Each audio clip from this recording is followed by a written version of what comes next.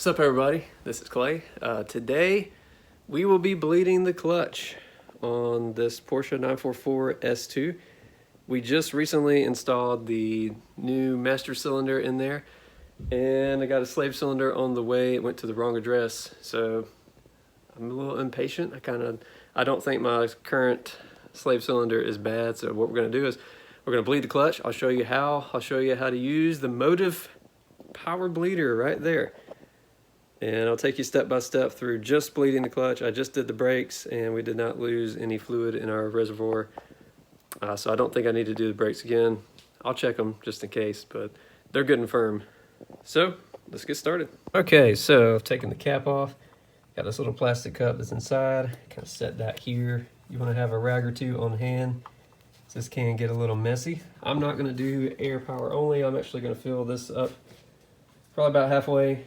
And we're going to pressurize this. It's going to fill that reservoir completely up. And it'll be a little bit of a mess on cleanup, but it will help me not introduce any air into the system. So it's a little safer way of doing it.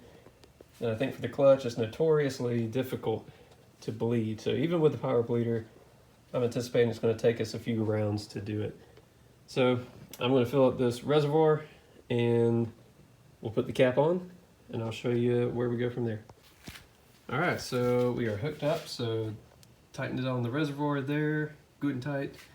We are under probably 12 to 13 pounds of pressure. Just trying to keep it north of 10, south of 15, so I don't want to break anything or overpressurize anything. And we're gonna need a little extra pressure because we're gonna have a lot of bubbles to push out. So you can see this fluid is filled up, so it goes from here, fills up through here, and it's going to pump, especially when we start bleeding. This reservoir is going to be completely full. So we will get up under the car now and start there. All right, I don't know if I mentioned, so running the hose to the empty bottle and just dumping the fluid in there. So anyway, that's how that part's done. Okay, got it cracked. I'm going to open it up so we start seeing it flow.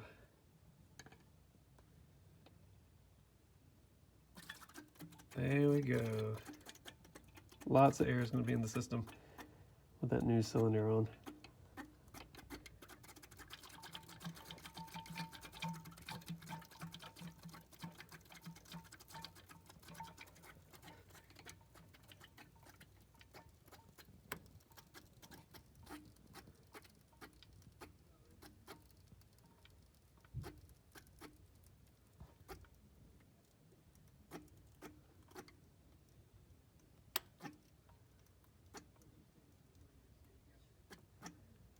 Still going.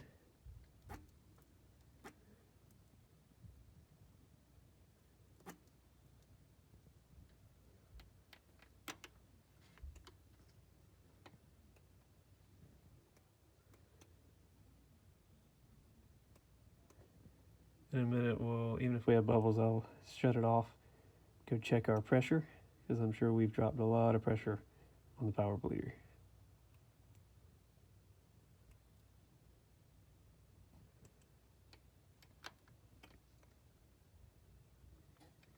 Okay, we've still got some bubbles coming out, but I'm going to tighten it down. They've lessened a good bit, and we'll check our pressure.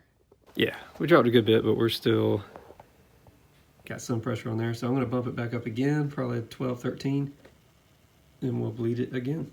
Also, another thing of note, if you are doing this the old-fashioned way and you do not have a power bleeder, it's going to be a difficult job. I think you can still get it done, but keep an eye. You do not want to run out of fluid in your reservoir.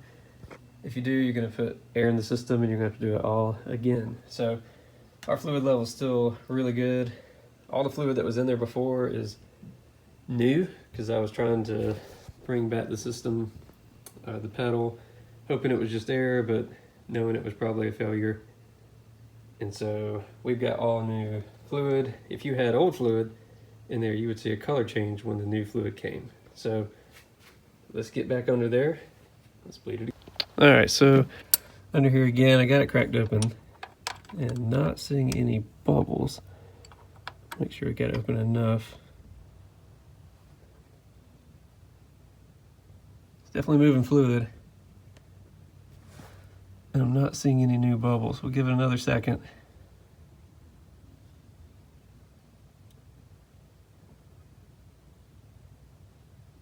There's a little one.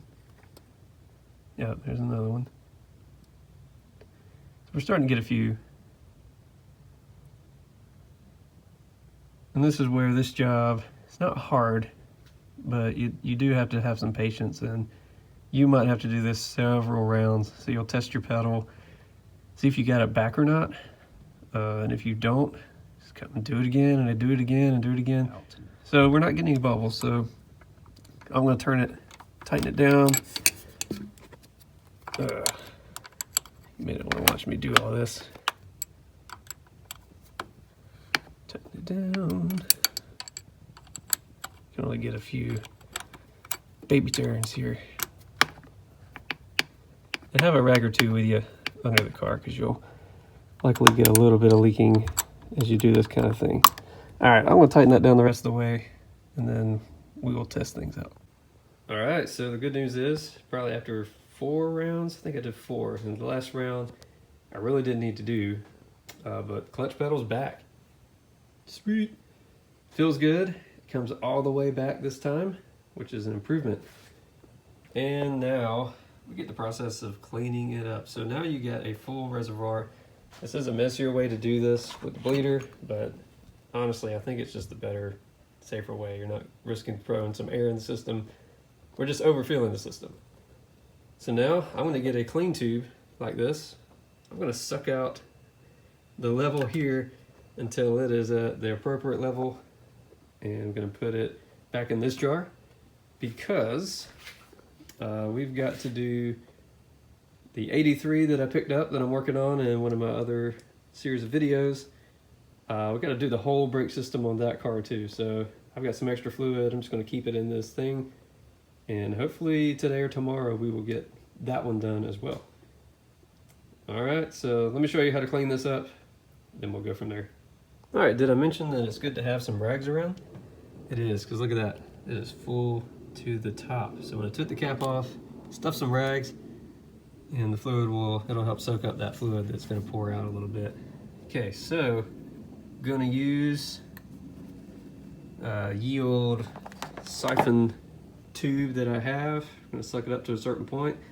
Don't get it in your mouth, it is not delicious, and try not to breathe it in much. I'm gonna soak it out. It should just take a couple rounds, and then boom, we'll be at the right level. And we'll see, get her on the ground, and this one's gonna be done for now. All right, everything's cleaned up. Cap is back on. I buttoned everything back up from the install on the master cylinder, so our vacuums are back. The only thing I gotta do is get the clamp that I stole from here, used on the master hose. We will get a new one, but it's a vacuum, so not as critical. All right, the cap's back on, everything's back. Everything looks like it's plugged back in, so now I just gotta get it on the ground, crank it up, give it a test drive.